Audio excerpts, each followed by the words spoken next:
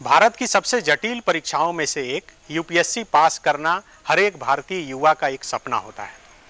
इस देश के ज़्यादातर माँ बाप चाहते हैं कि उनका बेटा बड़ा हो और बड़ा होकर यूपीएससी की परीक्षा पास कर आईएएस आईपीएस बने। यही वजह है कि यूपीएससी का जब जब परिणाम जारी होता है, देश के लगभग हर उस गांव, गली, मोहल्ले, ब्लॉक, जिला में जश्न का माहौल रहता है जहां के छात्र पास होते हैं। इस साल यानी कि 2022 में जब 30 मई को यूपीएससी का परिणाम जारी हुआ तो झारखंड के पलामू जिला के पांडु गांव के एक घर में भी यही खुशियों का आलम था, जो तमाम यूपीएससी में सफल अभ्यर्थियों के घर में थी। पलामू के पांडु का वह जो घर था वह सौरभ पांडे का घर था।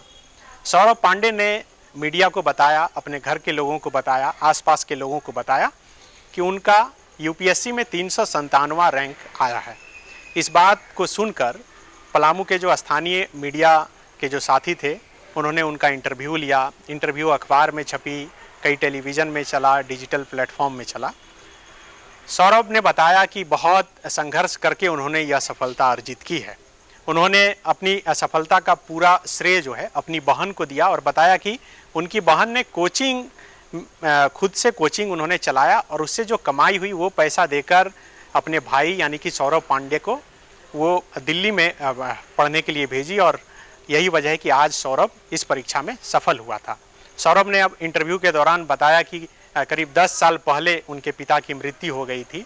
उन्होंने मैट्रिक और इंटर की पढ़ाई वहीं स्थानीय लेवल पर की थी। ग्रेजुएशन उन्होंने दिल्ली से की थी। सत्यवती कॉलेज दिल्ली से उन्होंने 2020 में राजनीति विज्ञान से ग्रेजुएशन की और 2022 में उन्होंने फर्स्ट अटेम्प्ट में ही ये यूपीएससी की परीक्षा क्रैक कर ली। यहाँ तक तो सब कुछ ठीक था। ये जश्न मना, अखबारों में उनके बयान छपे, टेलीविज़न पर लगातार उनका इंटरव्यू चला, उनके परिवार वालों का चला। 30 मई के बाद अभी कुछ दिन पहले 26 जुलाई को मुख्यमंत्री हेमंत सोरेन झारखंड में जितने भी यूपीएससी की परीक्षा में सफल जो अभ्यर्थी हुए थे उनको सम्मानित करने के लिए झारखंड के राजधानी रांची बुलाया गया था। और रांची के झारखंड मंत्रालय में, प्रोजेक्ट मंत्रालय जहाँ पर मुख्यमंत्री हेमंत सोरेन बैठते हैं, वहाँ पर उन्होंने एक सम्मान समारोह का आयोजन किया। बाकायदा उन 24 अभ्यर्थियों की तस्वीर लगाई गई जो यूपीएससी की परीक्षा में सफल हुए थे। उसमें से एक सौरभ पांडे का भी नाम था, कुमार सौरभ करके, और 397वां रैंक बताया गया था। मुख्यमंत्री के हाथों वो सम्मानित हुए। उन्होंने शॉल ओढ़ा, जो मोमेंटो था वो उन्होंने ग्रहण किया। उनका पूरा परिवार इस दौरान वहाँ पर मौजूद था। ये खबर जब अखबार में छपी और उसके बाद पूरे देश के लोगों ने जाना कि झारखंड सरकार ने यूपीएससी में असफल अभ्यर्थियों को सम्मानित किया है, उसमें से एक 397वां रैंक का सौरभ पांडे भी है, तब उत्तर प्रदेश से एक व्यक्ति का फ़ोन आता है मीडिया के किसी साथी को और वो बताता है कि 397वां रैंक तो उसका है। तो आखिर ये मुख्यमंत्री के हाथों कौन सा शख्स सम्मानित हो गया? उसके बाद इसकी छानबीन शुरू होती है कि क्या सचमुच पलामू के का जो ये लड़का है, पलामू का रहने वाला पांडु गांव का, ये यूपीएससी की परीक्षा में सफल नहीं हुआ था। मीडियाकर्मी उनसे संपर्क करते हैं। संपर्क करने के बाद भी सौरभ जो है बताते हैं कि नहीं, वो परीक्षा में वो सफल हुए हैं। वो इसके एवज में जो है अपना मार्कशीट भी दिखा देंगे। लेकिन उसके बाद जब उन्हें फ़ोन किया जाता है तो वो अपना मोबाइल स्विच ऑफ कर लेते हैं और एडमिट कार्ड भेजते नहीं हैं। इसके बाद इसकी छानबीन शुरू हो जाती है। चूँकि मुख्यमंत्री तक अगर कोई शख्स फर्जी करके पहुंच जाता है तो ये अपने आप में बड़ा मामला होता है। प्रशासनिक अमला भी अपने स्तर से इसकी छानबीन में जुट जाता है। जब पूरी छानबीन होती है तब पता चलता है कि दरअसल सौरभ पांडे फर्जी था। सौरभ पांडे यूपीएससी की परीक्षा, जो मुख्य परीक्षा के बाद जो इंटरव्यू होता है, जो फाइनल रिजल्ट प्रकाशित होता है, उसमें सफल नहीं होता है। जो छानबीन की गई उसमें कुमार सौरभ, जो उत्तर प्रदेश का लड़का था, उसने अपना एडमिट कार्ड दिखाया जिसमें कि उसका 397वां रैंक वो हासिल किया था। इसके बाद रांची के धुरुआ थाने में एक एफआईआर दर्ज शिक्षा विभाग के एक अधिकारी ने आज करवाया है और उसमें इस बात का जिक्र किया गया है कि मुख्यमंत्री हेमंत सोरेन जब यूपीएससी में पास सभी सफल अभ्यर्थियों को सम्मानित करने वाले थे तो सभी जिला के उपायुक्तों को पत्र लिखा गया था और कहा गया था कि उनके जिला में जो कोई भी है उसका नाम, कॉन्टैक्ट नंबर और पूरा ब्यौरा भेजा जाए। तो पलामू से डीसी कार्यालय से सौरभ का नाम सामने आया था। अब इसमें सबसे बड़ा फर्जीवाड़ा ये है कि जो 397वां रैंक है उसका जो रोल नंबर है वो रोल नंबर है 7912001। सौरभ जो मीडिया को इंटरव्यू दे रहे थे या जो अब तक बता रहे थे, उन्होंने अपना रोल नंबर भी यही बताया था। मुख्यमंत्री हेमंत सोरेन के कार्यक्रम में शामिल होने के लिए भी उन्होंने अपना रोल नंबर यही बताया था। लेकिन उनका जो जानकारी है और जो एफआईआर में शिक्षा विभाग के जो अधिकारी ने धुर्वा थाने में दर्ज कराया है उसमें इस बात का जिक्र कराया है कि दरअसल इनका नाम कुमार सौरभ है ही नहीं, इनका नाम सौरभ पांडे है। आज जब कुछ मीडिया कर्मी पलामू के पांडु में सौरभ के घर पर पहुंचे तो सौरभ वहां पर मौजूद नहीं थे। घर वालों ने बताया कि अभी फिर से यूपीएससी की जो परीक्षा हुई है जिसका कि पीटी का रिजल्ट प्रकाशित हुआ है, उस पीटी परीक्षा में भी सौरभ पास कर गया है और इसलिए अब मेंस का तैयारी करने के लिए वो दिल्ली चला गया है, क्योंकि सौरभ असंतुष्ट है कि उसका 397वां जो रैंक आया है वह कम है। आईआरएस सर्विस उसे मिल रहा है, वो चाहता है कि उसे आईएएस मिले, इसलिए फिर से तैयारी करने के लिए वो गया है। जो उनकी बहन है, उनकी माँ है, परिवार के तमाम लोग हैं, वो अब तक ये स्वीकार करने के लिए तैयार नहीं है कि उनका बेटा सौरभ पांडे झूठ बोल रहा था। और ये हम मतलब अपनी जांच पड़ताल में नहीं बोल रहे हैं, हम एफआईआर के हिसाब से बोल रहे हैं, जो एफआईआर आज रांची के धुर्वा थाने में दर्ज कराई गई है। और कुछ खबरों के अनुसार पांडु थाना में भी पांडु के जो प्रखंड विकास पदाधिकारी हैं उन्होंने वहां पर भी मामला दर्ज कराया है डीसी के निर्देश के आधार पर। तो ये अपने आप में एक अनोखा मामला झारखंड से निकलकर सामने आया है।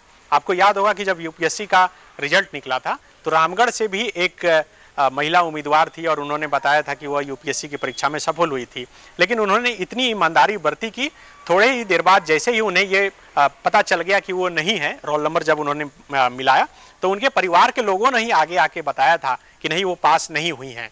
लेकिन आप समझिए कि रिजल्ट निकला है 30 मई को और आज जब हम ये खबर दे रहे हैं तो फिर से 29 जुलाई है, तो करीब इतने महीने के बाद भी वो व्यक्ति जो सौरभ पांडे है वो खुद को असफल बताए रहा और पूरा जो उसका भाव भंगिमा है वो यूपीएससी में सफल अभ्यर्थियों का जो होता है वो है। अभी जो हमारे सहयोगी हैं पलामू के, उनसे जब हमारी बात हो रही थी तो उन्होंने बताया कि सौरभ इतना ही फर्जीवाड़ा नहीं किया है बल्कि उसका जो एडमिट कार्ड था उसको स्कैन करके उसने रोल नंबर में भी छेड़छाड़ किया है और अपना रोल नंबर यही बताया जो उत्तर प्रदेश के कुमार सौरभ का रोल नंबर था। तो अब इसकी भी जांच पुलिस करेगी कि आखिर इसके पीछे की क्या मंशा थी। हो सकता है कि जो सौरभ पांडे है जिसका रिजल्ट में कुमार सौरभ नाम है, वो शुरू में हड़बड़ी में देखकर बता दिया हो कि हाँ वो पास कर गया हो, बाद में उसे भी पता चल गया हो कि वो पास नहीं किया हो और अपनी सोच रहा हो कि अगर गलती छुप जा रहा है तो वो बहुत लोग ऐसे होते हैं कि अपनी बेइज्जती छुपाने के लिए गलती को भी स्वीकार लेते हैं। लेकिन कोई अपनी गलती इस कदर कैसे स्वीकार लेगा कि मुख्यमंत्री हेमंत सोरेन के सामने आ जाए, मतलब उसके अंदर इतना कॉन्फिडेंस गलत करने के बाद भी कैसे आया कि मुख्यमंत्री हेमंत सोरेन के सामने गया, उनके हाथों सम्मानित हुआ। सम्मानित होने के बाद रात्रि जब भोज हुआ तो मुख्यमंत्री हेमंत सोरेन के साथ सभी भोज में शामिल भी हुए, अपने परिवार के साथ शामिल हुए। तो एक सुरक्षा के लिहाज से भी देखिए बहुत बड़ा सवाल खड़ा होता है कि कैसे कोई फर्जी अभ्यर्थी सामने आता है और डीसी उसे अप्रूव करके यहाँ तक भेज देते हैं शिक्षा विभाग तक, और शिक्षा विभाग जो है कार्यक्रम का आयोजन करता है। उससे पहले बाकायदा पंपलेट छपते हैं, पंपलेट में 24 जो कैंडिडेट हैं, जो पास कैंडिडेट हैं, उनकी तस्वीर छपती है और उस तस्वीर में सौरभ पांडे की भी तस्वीर रहती है। तो ये एक तो सौरभ पांडे ने फर्जीवाड़ा किया, लेकिन विभागीय जो चूक हुई है, जो सरकारी स्तर पर जो चूक हुई है, इसे भी स्वीकारना चाहिए।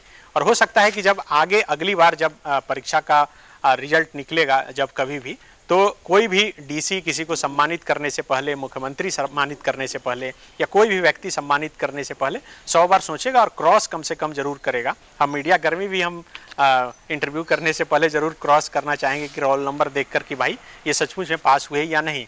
दरअसल ये कन्फ्यूजन सिर्फ झारखंड में, ये दो जो उदाहरण रामगढ़ और पलामू का मैंने दिया, ये नहीं है।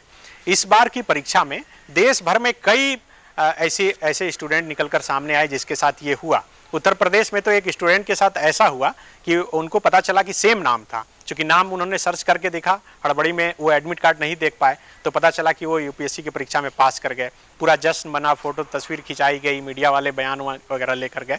जब दूसरे दिन वो एडमिट कार्ड से शायद मिलाए तो उन्हें पता चला कि वो पास नहीं कर पाए हैं, तो उनका अटैक भी आया था, हार्ट अटैक आ गया, फिर अस्पताल में उन्हें भर्ती करना पड़ा, मतलब सदमा तक लग गया।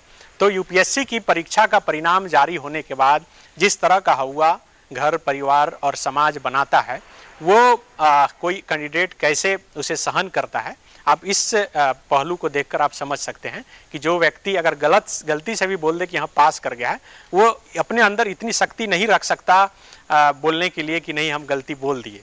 अब हो सकता है कि सौरभ पांडे की जो बातें निकलकर सामने आ गई है कि ये फर्जी है और 2 जगह एफआईआर दर्ज हो गया है, तो जाहिर है कि अब आगे इन पर कार्रवाई भी होगी।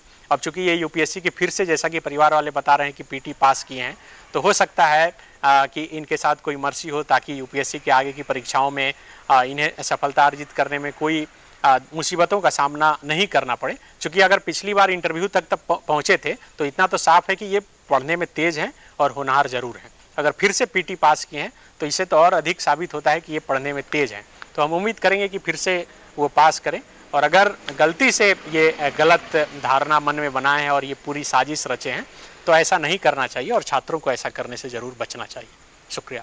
बायोम। डॉक्टर बनने का है सपना मगर सही गाइडेंस की है कमी, तो आए बायोम। रांची में सिर्फ मेडिकल की तैयारी के लिए एक बेहतरीन संस्थान, नीट और एम्स की तैयारी के लिए सन 2001 से मेडिकल प्रिपरेशन के लिए सबका भरोसेमंद संस्थान बायोम, इनू एवं नगरटोली, Ranchi. thefollowup.in. Like, share and subscribe. www.thefollowup.in